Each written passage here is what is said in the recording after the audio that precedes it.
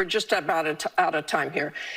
And I want to end with this. In interview after interview, question after question, and in the debate, you refused to say that Donald Trump lost the 2020 election. So I'm just going to assume that if I ask you 50 times whether he lost the election, you would not acknowledge that he did. Is that correct? Martha, you asked this question. I've been asked this question 10 times in the past couple of weeks. Of course, Donald Trump and I believe there were problems in 2020. You haven't asked about inflation. No, I'm sorry. Let's stick to this. People, I know. The American people want us to talk about how to make their lives better. They don't want us to. Why won't you say that?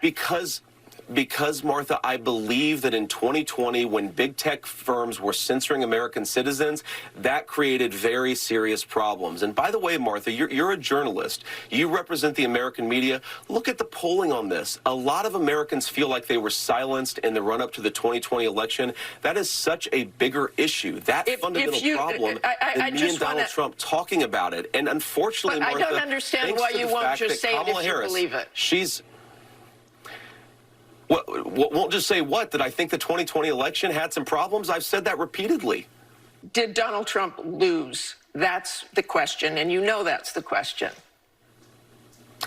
Martha, I've said repeatedly, I think the 2020 election had problems. You want to say rigged? You want to say he won? Use whatever vocabulary term you want. I want to focus on the fact that we had big technology firms censoring our fellow citizens in a way that violated our fundamental rights. The fact that you're so obsessed with what word I used to describe this phenomenon rather than the phenomenon itself suggests something very broken in the American media. If we want to restore trust in American elections and democracy, which I want to do, Martha, we have to talk openly about what happened in 2020. And most importantly, we've got to talk about what happened afterwards. Okay. Americans being unable to afford the basic necessities of middle-class life because Kamala Harris is in the White House. If J.D. Vance's brilliant idea was that he was just going to coast by deflecting the question of whether Trump won the 2020 election by bringing up the idea of censorship, it doesn't seem to be going as well as he might have hoped.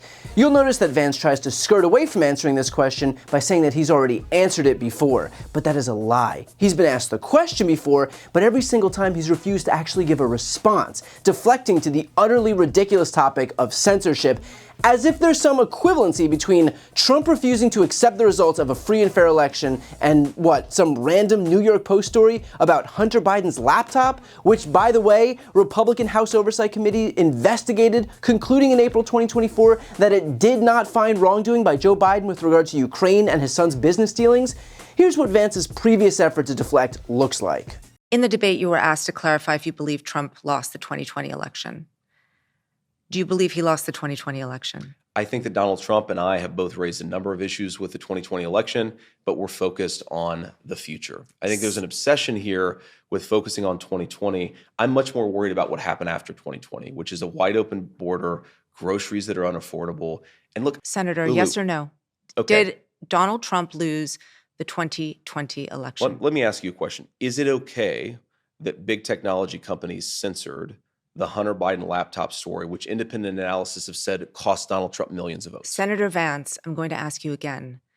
Did Donald Trump lose the 2020 election? Did big technology companies censor a story that independent studies have suggested would have cost Trump millions of votes?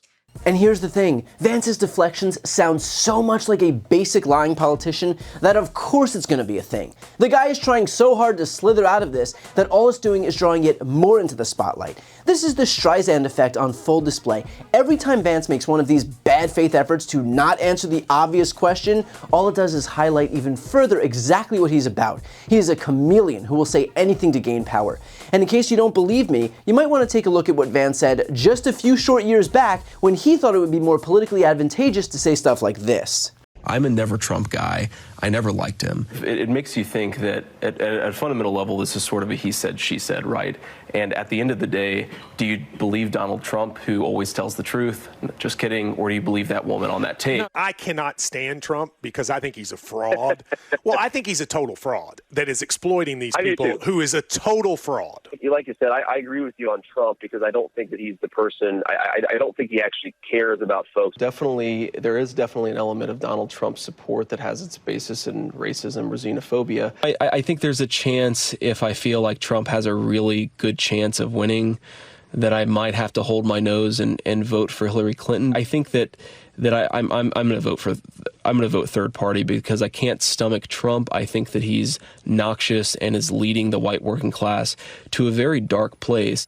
Look, people don't just start spouting off positions that are diametrically opposed to their previous positions unless there is a reason. And the reason here is obvious. Vance views being pro-Trump as his vehicle to consolidate power for himself. He has become the exact thing that he criticized Trump for being just a few short years ago. He is the worst kind of politician, one with zero principles, zero morals, zero values, aside from gaining power for the sake of gaining power. And look, I get that Vance thinks he's onto something here. He thinks that if he just continues to parrot some bullshit about censorship and draws this false equivalency, that he'll just fool everyone and get away with it. To that point, I should probably remind you what the immediate aftermath of the debate looked like. And I actually want to start with overall impressions, guys, because all 7 of you came in undecided. 1 of you said they've made up their mind. Ryan, who are you going to vote for, and what kind of solidified that opinion? Well, I'm going to be voting for Kamala Harris.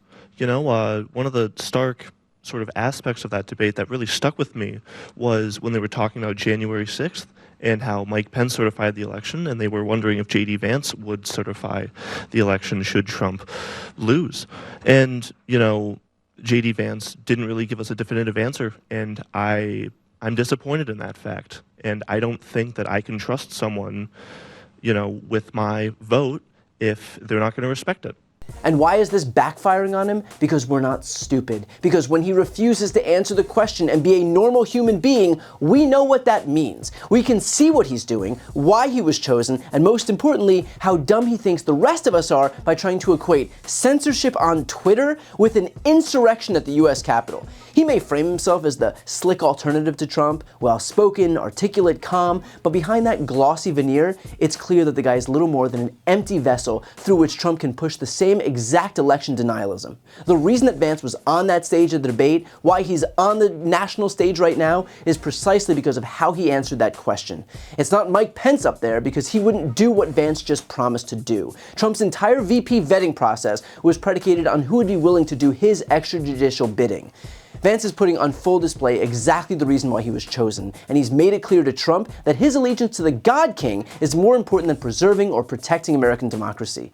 So for anybody out there who is still undecided, this is what you get with Trump and Vance. There is no vision for the future, no policy proposals. Hell, if you've heard either one of them try to explain their positions on childcare, your brain will start to leak out of your ears. These guys stand for one thing, ensuring that Trump and Republicans never lose another election again. They're doing their level best to usher in the end of democracy and welcome the beginning of autocracy. They are broadcasting as much on a daily basis. This is the warning. Whether we heed it is up to us. Before you go, just a quick note, if you'd like to see more of my content, which is always free of advertising, sponsorships, and paywalls, please make sure to subscribe to this channel using the subscribe button right here on the screen. And if you'd like to support my work even further, you can grab a copy of my instant #1 New York Times selling book, Shameless, available for sale right now. That link is also on the screen. Thanks so much for watching.